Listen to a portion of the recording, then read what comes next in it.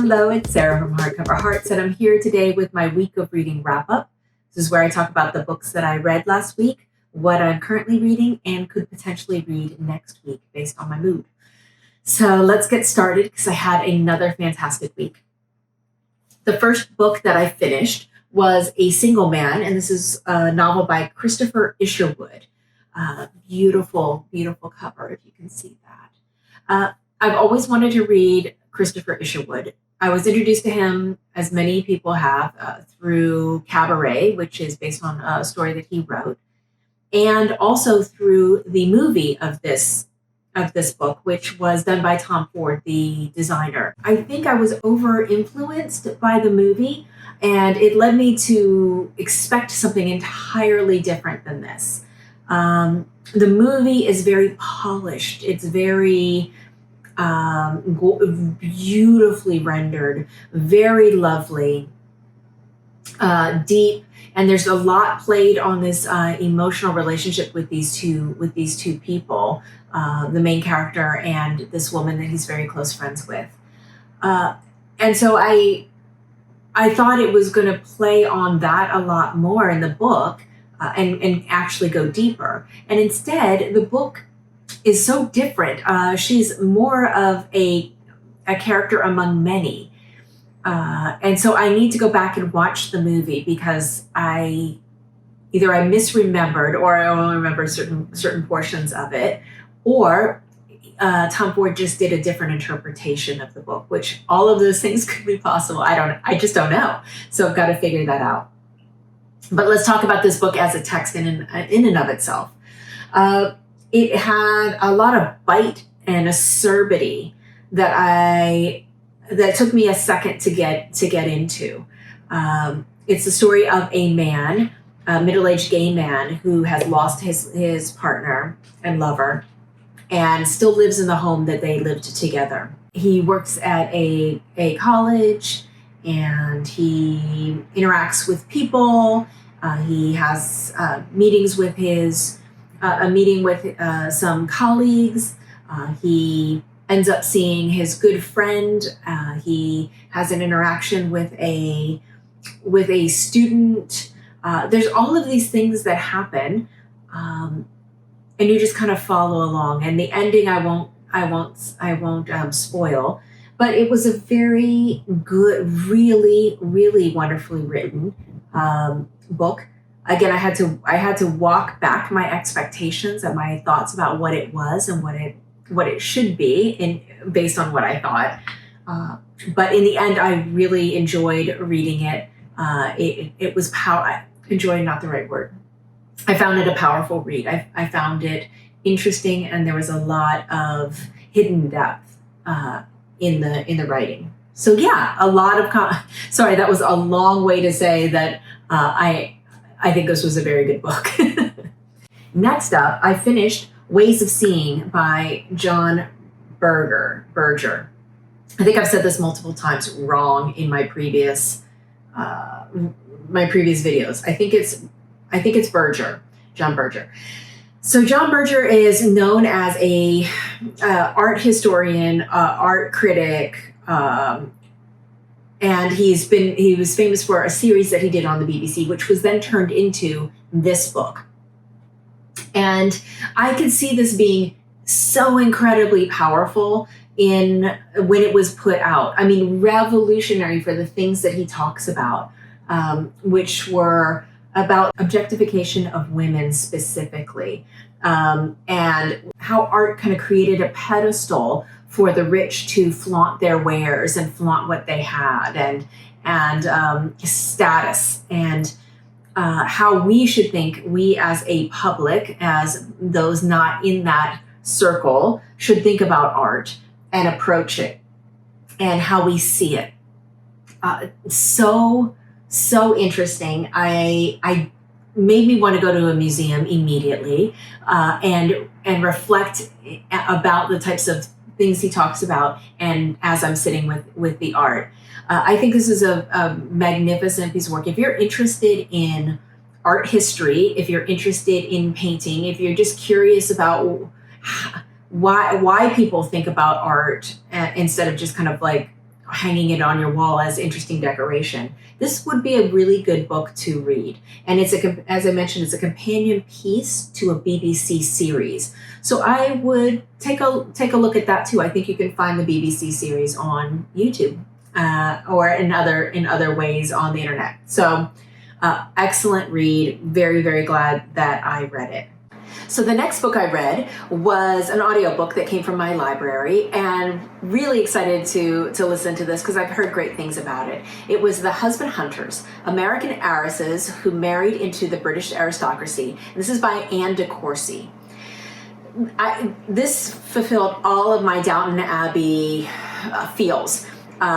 It really was an expose on certain families and certain heiresses and the challenges they had in either breaking into the American very competitive society structure to be seen as eligible women for marriage, who had problems here and went into England and Paris to try to break in there. And I found it really, really interesting. And they talked a lot about the freedoms that the American women were used to and how they got constrained. They may have a title, but all of a sudden they lost all of their money and their rights because now they were properties of their husband, and how some of them reacted to that. It was really interesting, great in audiobook. A lot of key people that you may have heard of were talked about, and I just enjoyed it. If you are a Downton Abbey fan, if you're a fan of that time period and just want to know a little bit more, this would be a great listen. The next book I listened to came from my library. This is a brand new book, and it's called Foursome. Alfred Stieglitz, Georgia O'Keeffe, Paul Strand, and Rebecca Salsbury by Carolyn Burke. This is obviously about the art world. Georgia O'Keeffe being my entree into this story, because she is someone I find compelling, fascinating, interesting, with a lot to say. So this is really about the two couples, and how they formed a friendship and how their friendship expanded and contracted throughout decades. And in so doing, they also talk about what was happening in American photography and American art at the same time, and the influences that were happening all around, and the pull between the American West and New York City as the art hub, and how they were kind of bouncing back and forth. I learned so much in this about Georgia O'Keeffe and her relationships and her outlook, and also the other players as well. But I was very happy that she was not shortchanged in this, and I thought it was a really interesting audiobook. If you're interested in that time period, interested in any of these artists, this would be a really great audiobook as well. And then lastly, I started an audiobook. It was actually a reread for me, and knowing that I have a deep fascination with the Mitford sisters and Downton Abbey, I couldn't help but put them together with the series that Jessica Fellowes, who is Julian Fellowes, writer of Downton Abbey, his niece. She worked on the Downton Abbey series. She's a writer, and she created this nutty, but really good, really thoughtful mystery series. And the first one was Mitford Girls. And the send-up is just insane. So she's basically leveraging some true life things that happened to the Mitfords, and things that happened in the time frame that the Mitfords were around and flourishing, and weaves them together. And so it creates this mystery caper, as if the Mitford sisters, Nancy in particular, is participating in some of these, or they're like adjacent to their lives. there's a nanny who comes and lives with them, and she's the main character, the main protagonist that solves these crimes. It's fun. It's very light. Obviously, has very little, if no, relation to the actual Mitford family. It's just really fun to see this family kind of put in these scenarios and situations. And now that I know more about the Mitford family, little things that happen and little things that she talks about when the Mitford girls are small. So she's a nanny, so they're younger. And there's a huge age gap between the sisters, and so Nancy's older, but the younger ones are being cared for by this nanny. And you see little personality traits that she weaves in based on what we know of the children to become and grow up into women who take on completely different ways of life and political affiliations and alliances. So again, super fun, very light. I'm enjoying it tremendously. So I finished that up, and it just kind of got me back into spirit, remembering everything that came before. And then I'm currently reading the next of that series, which is Bright Young Dead, and that is the Mitford mystery number 2. Again, enjoying it tremendously. Very, very fun, not taking it too seriously. I also have a bunch of buddy reads in progress that I'm in love with. The first one, I'm reading this with Leo of A Little Book Life. I'll put a link to his channel below. Please check him out if you haven't gone to it before. He's such a thoughtful man, and talks about the books and literature more broadly than some other channels that I've seen. And I just think he's very intelligent and has a lot to say. And we are devouring it. This is I Loved You More by Tom Spanbauer. I found out about this because of a book recommendation list that I got from Burke from Past Story Time. I'll put a link to his channel below, as well as a link to Burke's list, which is the full list that I received, and kind of how I ended up getting that.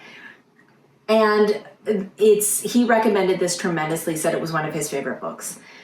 This is, we are about a third of the way through. And what I'm finding is the writing is so visceral. It is physical as well as environmental. Like you see the places that he's setting these conversations and these scenes in. The writing, but he also, there's so much about the physical body. This is a narration by a gay character, bisexual man, who is in love with a straight man. And you know at the beginning that there's a rupture in their friendship. And you also know that many of the people in here pass away. And so you know from the beginning that this is going to be very poignant and tender, but it's also really jarring, really raw writing. So this is a gay novel, and there's a lot of things that are explicit. But I think it's important writing, and it's so well written. Only a third of the way in. Can't wait to get to even more. I know Leo's waiting for me because he already read through the next section, and so I've got to double down and get this done. Maybe get my section done tonight so we could talk about it. So much to talk about, so much to think through. I'm absolutely delighted so far.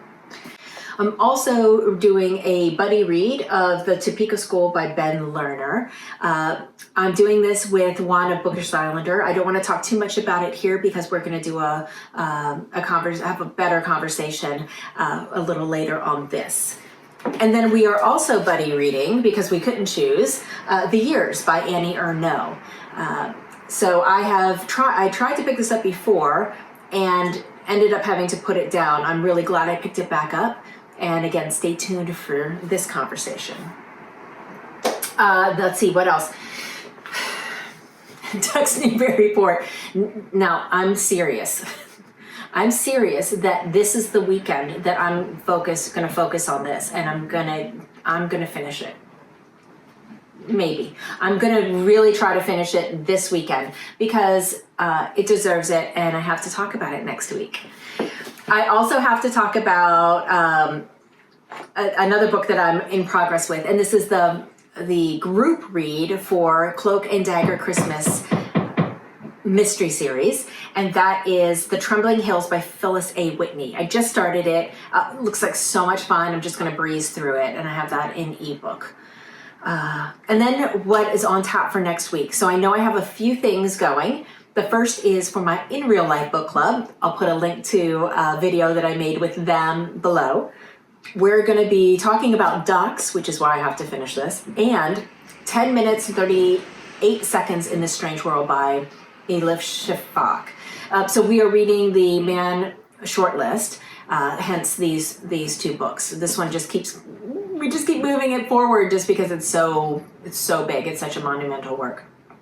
And then I'm starting the group read of Cousin Pons by Henri de Balzac.